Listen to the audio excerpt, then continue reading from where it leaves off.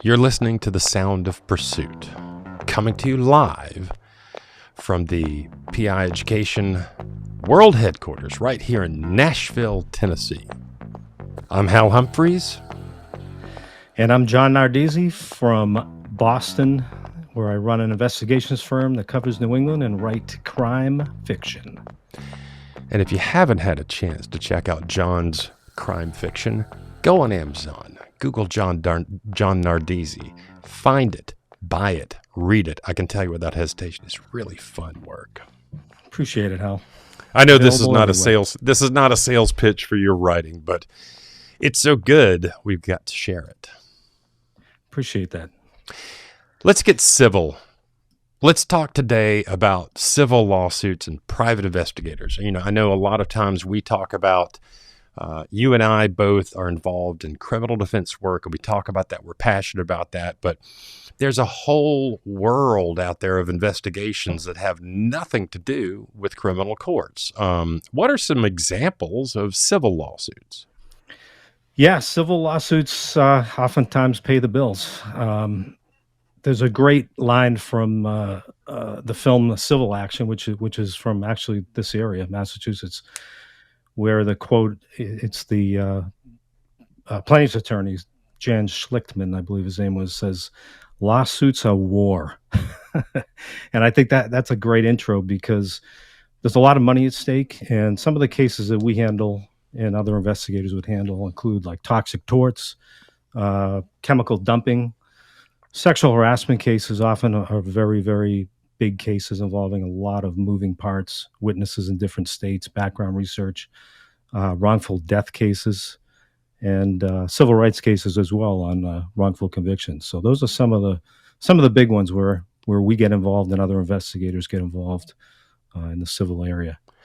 You know, civil lawsuit almost seems like an oxymoron.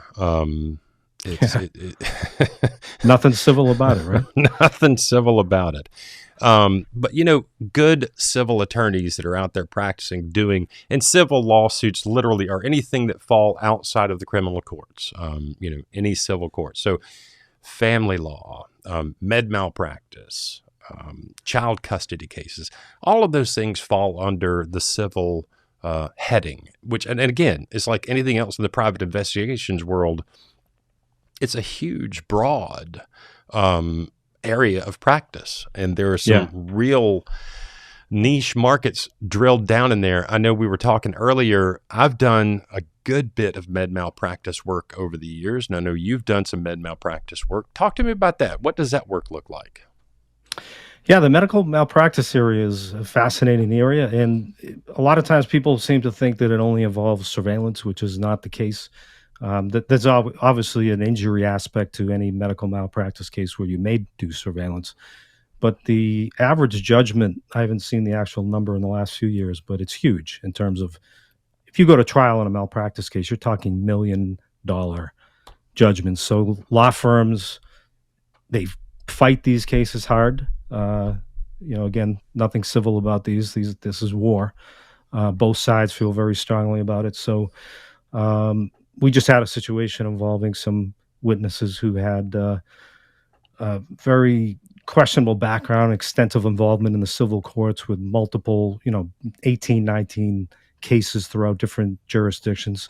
So right away, our law firm clients were excited when we found all this stuff. We said, look, we got judges going on record questioning this guy in California. We got judges over here questioning his viability in this particular state. So that kind of stuff is gold. I do a lot of defense work just because on the malpractice side, that's kind of the group of attorneys that I met through a basketball player that died years ago, and I was drawn into the case on that side of it. I know we've got a couple of friends that do plaintiffs work as investigators, and if you can get that work, I think it is exceptionally good work, because what it means is you're working with an attorney that gets it because they're spending money out of their pocket up front to make a good case. Right. And the, And I know we've talked about this too. Is it's interesting how the plaintiffs' work varies from state to state. Do you find that in Nashville there is a large plaintiffs bar that works with investigators? there's a large plaintiff's bar. I have been approached a couple of times by plaintiff's attorneys, but never hired. Yeah. I know some of them use investigators. I had one tell me one time I only use retired police officers for my investigations. We've had that conversation before. Yeah. But the work is the work. One of the things, that I noticed in kind of researching this topic, and I've done this on a number of occasions for defense attorneys, you've got a witness in a civil case.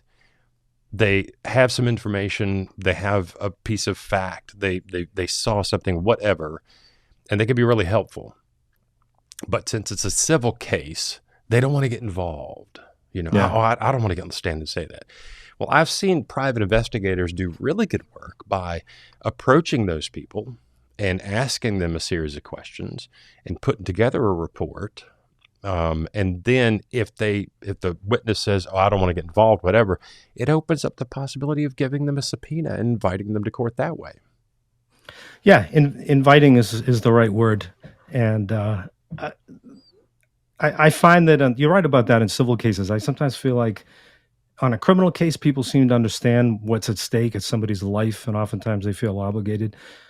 For some reason, on civil cases, people sort of dismiss it as if it's not important. Meanwhile, you have somebody who's gravely injured, and even though there's no crime, there's no intentional crime that was committed, you still have this person who is either, if you're doing the plaintiff's work, obviously they're injured. If you're doing the defense side, they're looking at this case saying, I didn't do anything wrong, and my entire career is about to go down the tubes.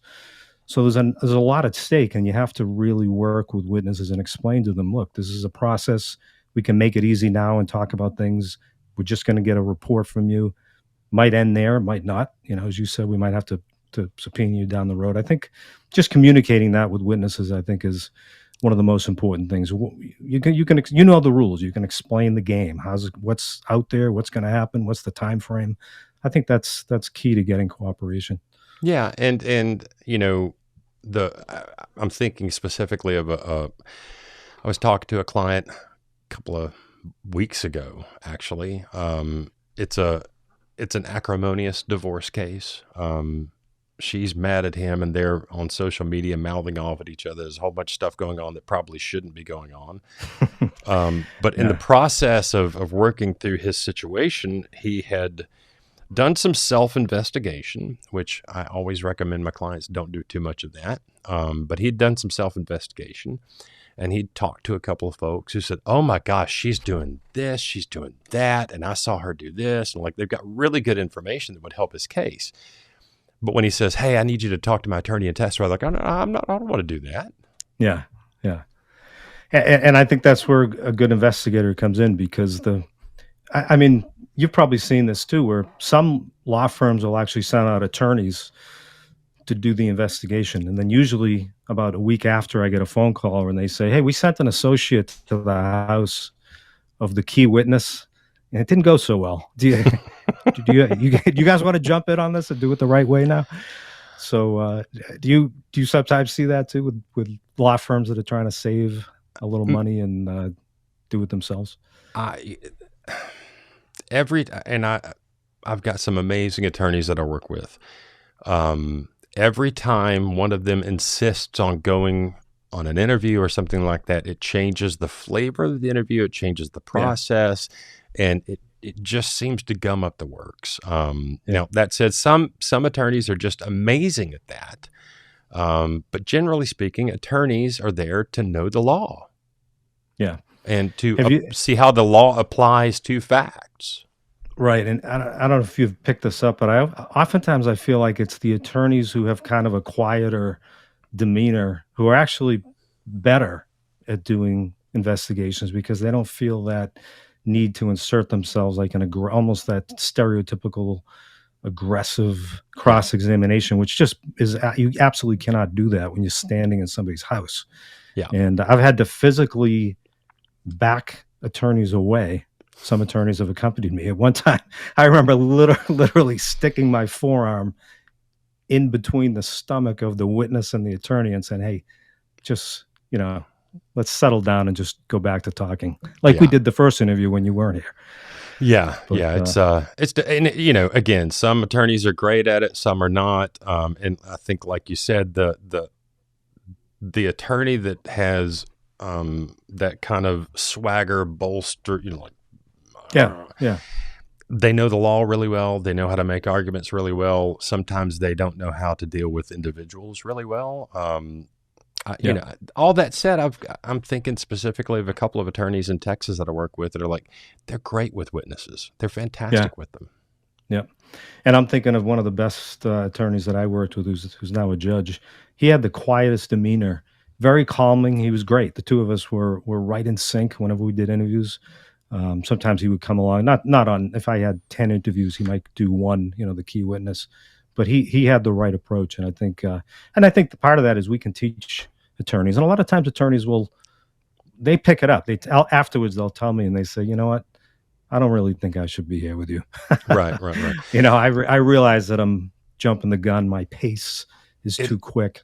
it So occurs to me that the processes we're talking about are kind of centered around witnesses and interviews. There are other types of work that private investigators can do in civil cases. You and I were talking about med malpractice before. A lot of the surveillance work I did back in the day was on med malpractice cases. oh, And really? Okay. if you're a surveillance operative, there's a really good chance most of your work is civil work. Yeah. And not only the surveillance work that you mentioned, but just the extensive background research that's done on every single witness. And on the civil side, usually they have the resources to do that. You look in a large pool of people on some of these cases, sexual harassment cases, where I'm thinking of one that occurred at a bar, and these people it was a summer vacation type situation at a resort. Everybody was there from a different place, and we had to interview 5 or 6 people in about 4 or 5 different states, and do the background research, which meant if you lived in Vermont, we're doing background checks there.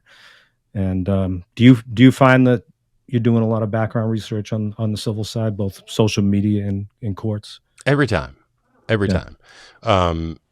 Because they're looking for discrediting information. They're looking for information that bolsters a case. And a lot of that is readily available in Facebook and Instagram and Twitter and those kind of things. And yeah, also just the deep dive background investigations on witnesses and people involved in the case.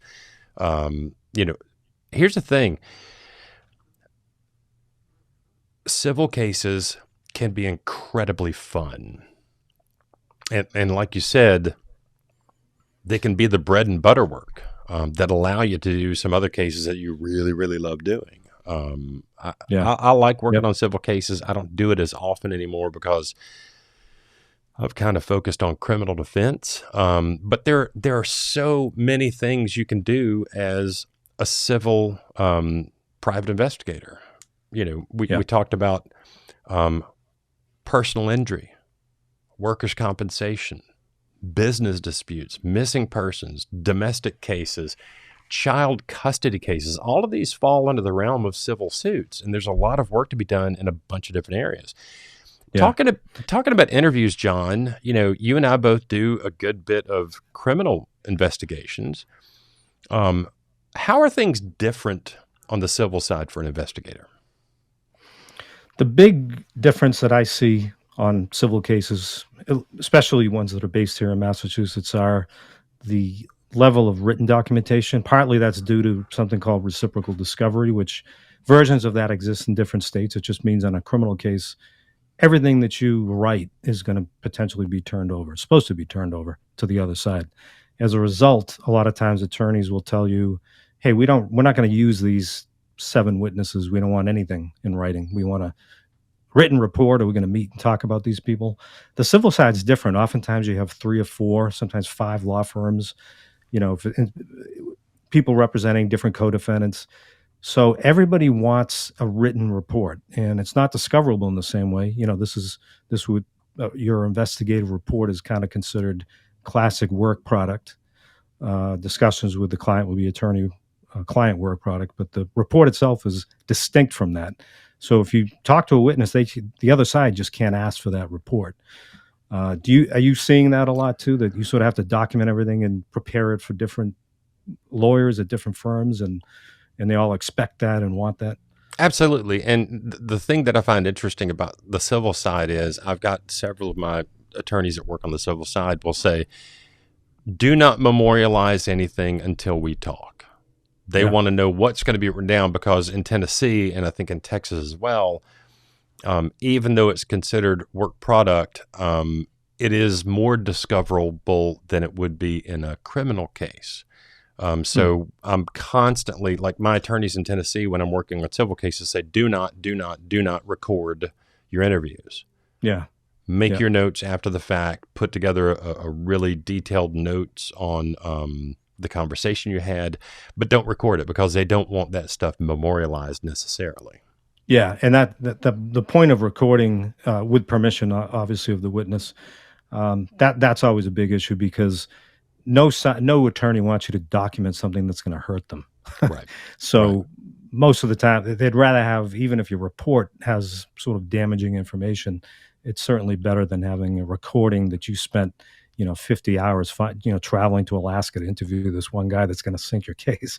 Yeah. But related to that, do you run into the problem of attorneys sort of texting you at all hours with little snippets of barely legible, we need to do this, or you should be doing this, and it's always a challenge to document that kind of thing, where you over have the weekend, multiple attorneys doing that.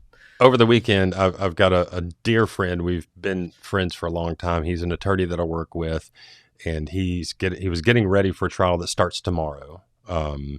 And Saturday afternoon, I get a text. Sunday at, I think, at about 2:00 in the morning, I get a text. I know he's up, worried about it, poring over information, just like texting back and forth.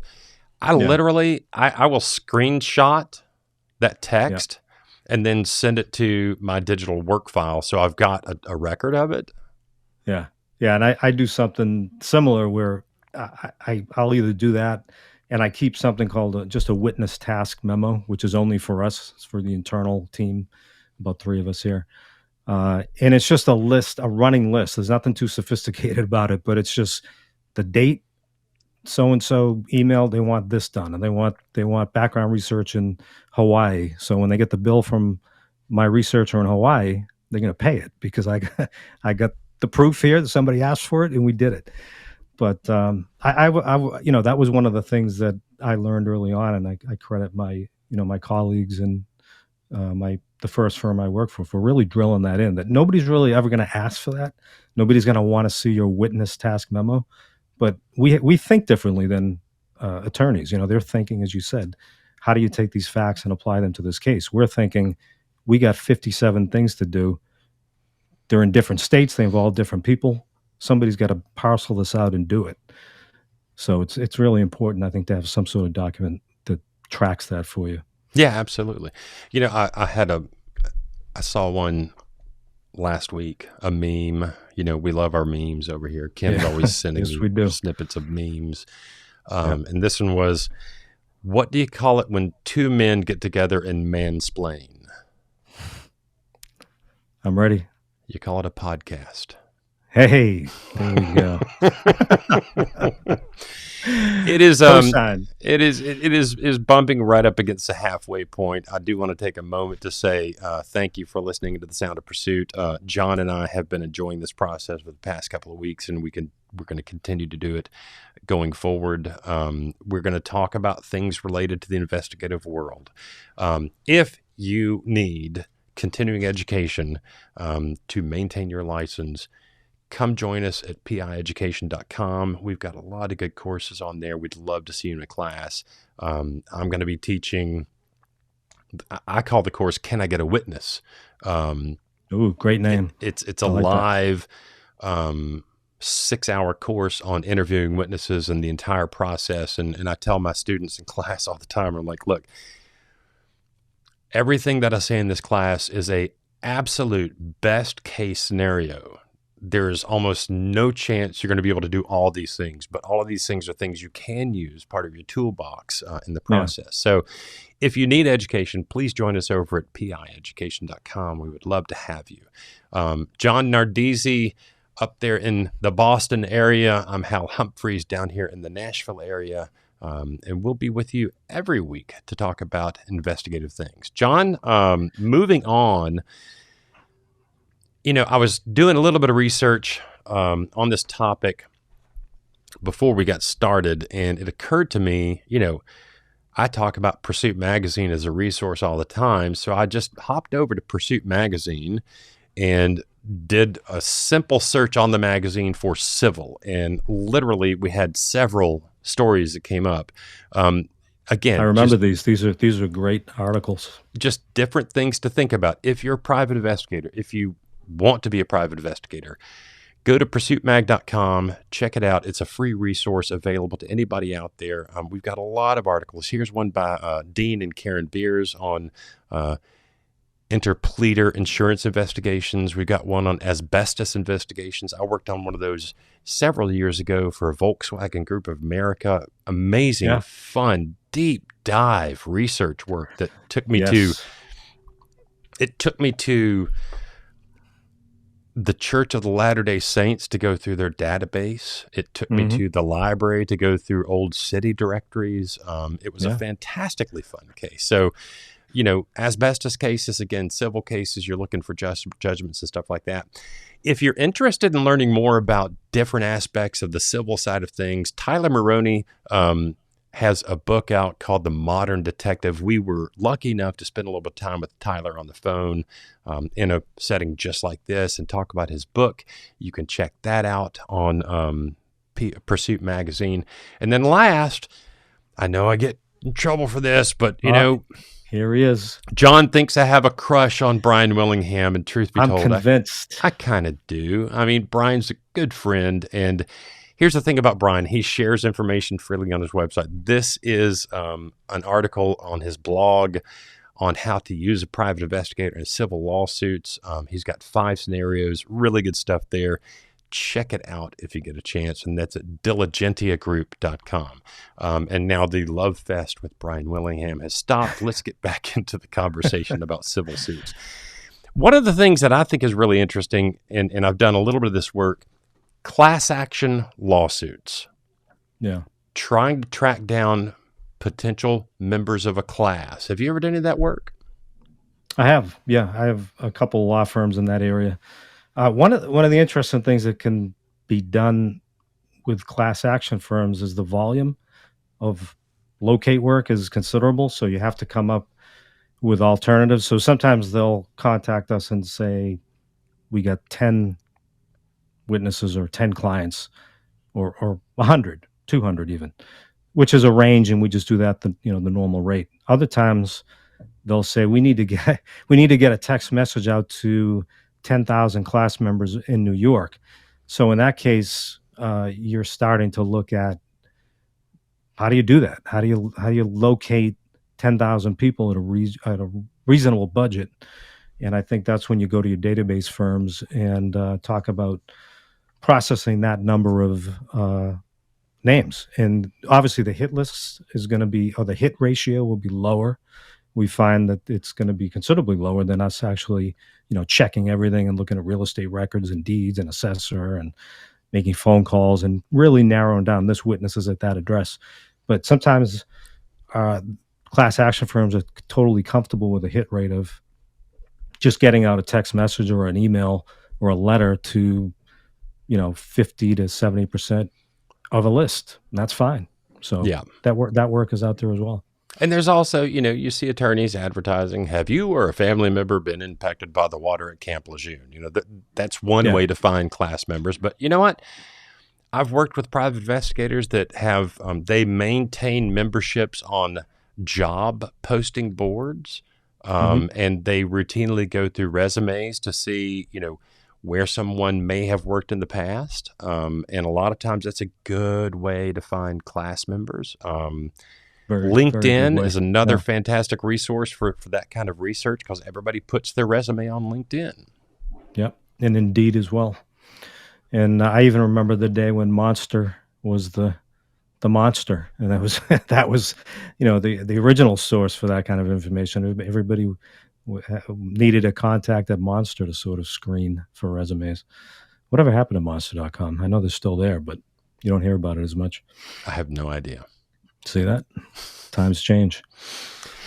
Well, I think we've covered a good broad spectrum of things that one might do in the civil world. Anything that comes to mind that we need to talk about before we call it a day here, John? Hal, I think we covered the main themes that are out there, and I think that everybody should be looking toward whatever your practice, your investigative practice is. Start bringing in some of these civil cases, and if you have the only thing I would add is if you have a particular area where you're an expert in, say you're a musician and you understand that industry. Sometimes focusing on contacts in that industry, you can be known as the guy for that industry. So I know somebody who has a great practice where they do work in the music business. They look for musicians who are missing or that, getting royalties to old bands and finding those people, that kind of thing. So look in your own past. What's your niche? What's your area of expertise, and try to develop out your clientele. Yeah. And the last thing I want to talk about is getting paid in civil cases. Like I said, my luck getting plaintiff's work has not been as good as getting defense work. And I think it's a very clear thing to me why that is. Plaintiff's lawyers are coming out of pocket up front on a case to get research done. And that's a hard thing to ask someone to do. Defense lawyers working in civil areas, a lot of times they are dealing with an errors and omissions in insurance policy, and that E&O policy will pay them, will pay for expert services such as private investigators. So if you're doing surveillance work or witness locates or class action locates, stuff like that, know that the money is there. It is a lucrative part of this business, and if you're not doing it, I would strongly recommend you check it out. Yep, and just to add on the defense side, as you pointed out, the fact that there's a big insurer behind almost all these cases, somewhere behind the scenes, they will not retain you. They will not pay you in advance. So you're sort of in line with the law firm. You have to sort of stay on the law firm to send your bill to the insurer, and they pay you directly oftentimes.